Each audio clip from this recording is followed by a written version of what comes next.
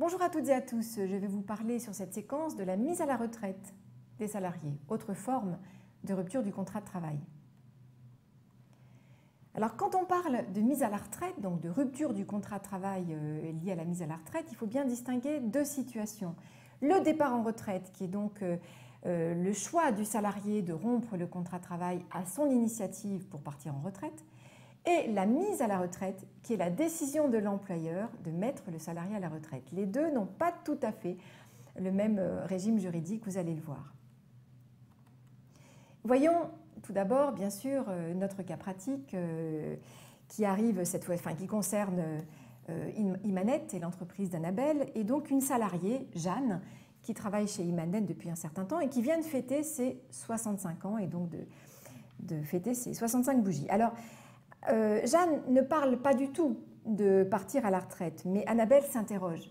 Elle sait donc que Jeanne vient de fêter ses 65 ans. Est-ce qu'elle doit lui demander de faire valoir ses droits à la retraite?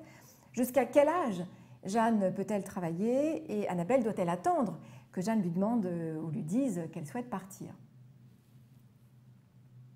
Commençons donc, premier point, avec le départ volontaire à la retraite, c'est-à-dire le départ à la retraite à l'initiative du salarié qui décide, au bout d'un certain nombre d'années de bons et loyaux services, ou en tout au moins de travail, de faire valoir donc ses droits à la retraite. Alors le départ volontaire à la retraite, donc à l'initiative du salarié, est possible lorsque le salarié est en droit de faire liquider sa retraite et en principe à l'âge de 62 ans, sauf exception, pour les personnes qui sont nées en 1955 et au-delà. La rupture, à ce titre, doit résulter de la seule volonté du salarié et cette volonté doit être claire et non équivoque. La loi ne précise aucun formalisme particulier s'agissant du départ volontaire à la retraite. La convention ou le contrat de travail peuvent, à l'inverse, prévoir un formalisme particulier, bien sûr, comme à chaque fois.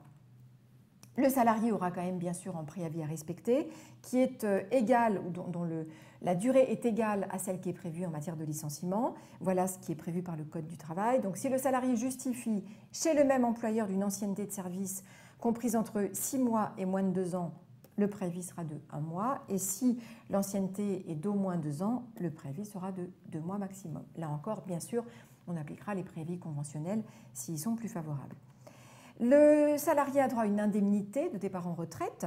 Donc, tout salarié qui décide volontairement de quitter l'entreprise a droit à une indemnité versée par l'employeur. Ce taux varie en fonction de l'ancienneté de la personne. Et bien sûr, je vais vous présenter l'indemnité ou les taux prévus par le Code du travail, sachant que, comme d'habitude, une indemnité plus favorable peut être prévue par les accords collectifs. Alors voilà le montant de l'indemnité de départ en retraite qui est fonction de l'ancienneté de la personne.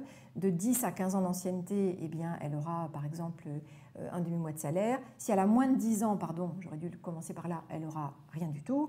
Entre 15 et 20 ans, un mois de salaire. Entre 20 et 30 ans, un mois et demi. Et entre 30 ans et plus, 2 mois de salaire. Donc voilà les montants de l'indemnité de départ volontaire, donc lorsque le salarié décide de partir, l'indemnité prévue par le Code du travail. Et le salaire à prendre en compte pour calculer l'indemnité, c'est 1/12e de la rémunération brute des 12 derniers mois, ou alors, si c'est plus avantageux, 1/3 des 3 derniers mois. Voyons le second volet du départ à la retraite qui concerne la mise à la retraite par l'employeur. Cette fois-ci, c'est l'employeur qui décide de mettre le salarié à la retraite. Alors attention, il y a des contraintes que l'employeur devra respecter qui sont très rigoureuses. Déjà, l'employeur doit attendre que le salarié ait atteint l'âge légal de départ à la retraite pour ouvrir droit à une retraite à taux plein avant de lui demander s'il est d'accord pour partir à la retraite. Et donc cet âge, il est de 67 ans pour les salariés qui sont nés en 1955 et plus. Donc vous comprenez bien que la mise à la retraite n'est ni automatique ni obligatoire. L'employeur doit respecter, on va le voir, une procédure de questionnement. Donc je résume, dès lors que le salarié a atteint l'âge requis, 67 ans, et qu'il a tous les trimestres nécessaires pour avoir droit à une retraite à taux plein, en principe, il faut aussi qu'il ait atteint l'âge de 62 ans, enfin, pour ça, il faut qu'il ait 62 ans. À partir de là, l'employeur peut demander au salarié s'il est d'accord pour partir à la retraite. Voilà comment ça se passe, cette procédure de questionnement.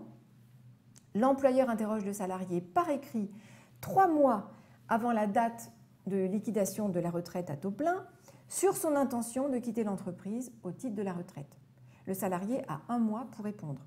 Soit il répond oui, et dans ce cas-là, il part, soit il répond non, et donc aucune mise à la retraite par l'employeur ne pourra être proposée avant l'année suivante. Et donc l'année suivante, l'employeur peut recommencer la même procédure.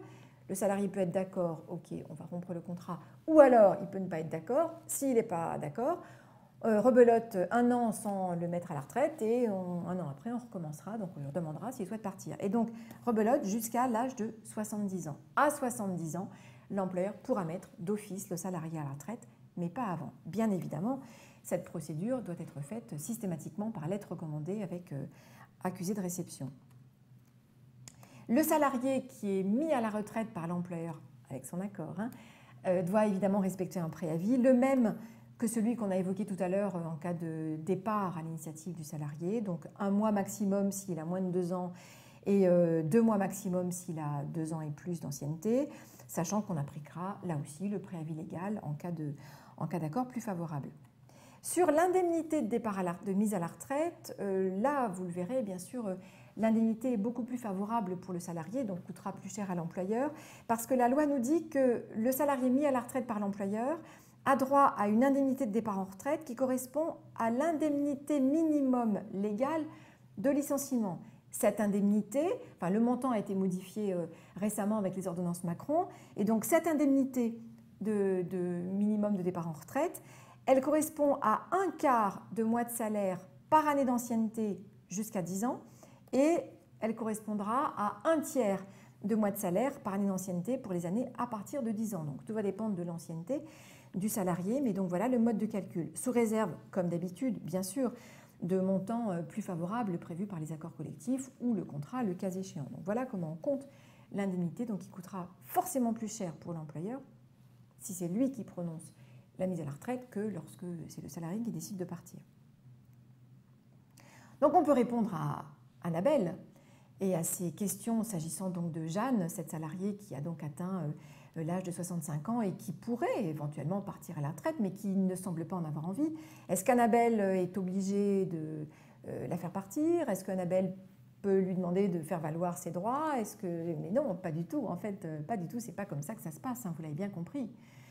En pratique, donc Annabelle, finalement, n'a rien à faire de particulier, d'un point de vue légal en tout cas. Alors elle peut bien sûr s'entretenir avec Jeanne pour savoir quelle est sa volonté par rapport au fait d'arrêter son contrat et de faire valoir ses droits à la retraite. Mais légalement, il n'y a pas grand-chose à faire. Concrètement, Annabelle peut donc attendre que ce soit Jeanne qui lui manifeste sa volonté de partir à la retraite.